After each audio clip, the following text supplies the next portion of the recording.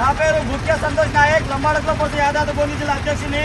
ఈరోజు భువనగిరి నుండి జైరాపూర్ పోయే మార్గంలో ఒక బ్రిడ్జ్ నిర్మించడం జరిగింది. ఈ బ్రిడ్జ్ అస్తవ్యస్తంగా పాడైంది.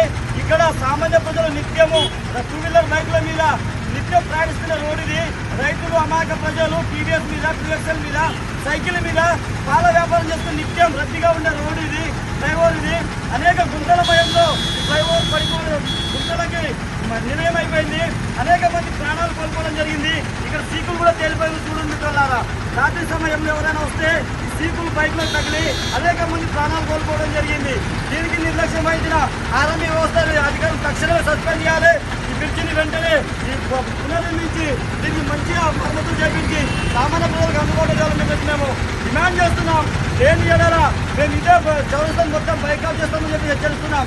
నిన్న ఒక 50 ఏళ్ల రైతు పడిపోయి తల పగిలిపోయి లక్షల రూపాయలు హాస్పిటల్లో పెట్టడం జరిగింది.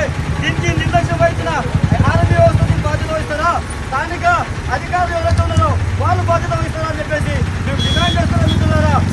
ఈ బ్రిడ్జిని రేపటి 2 రోజుల్లో మీరు మరమ్మతులు చేపించి సామాన్య ప్రజలకు అందుబాటులో ఇది ఎలాంటి ప్రాణహాని లేకుండా సురక్షితంగా ఉండేటట్టుగా దీని ఆరోగ్య వ్యవస్థ తక్షణమే పట్టించుకోవాలి. లేని ఎడల భువనగిరిలో ఇదే బ్రిడ్జి కూడా మేము వేల మందితో ధర్నాలు తీద్దామని చెప్పేసి మేము హెచ్చరిస్తున్నారా. రోడ్డును వెంటనే బ్రిడ్జిని వెంటనే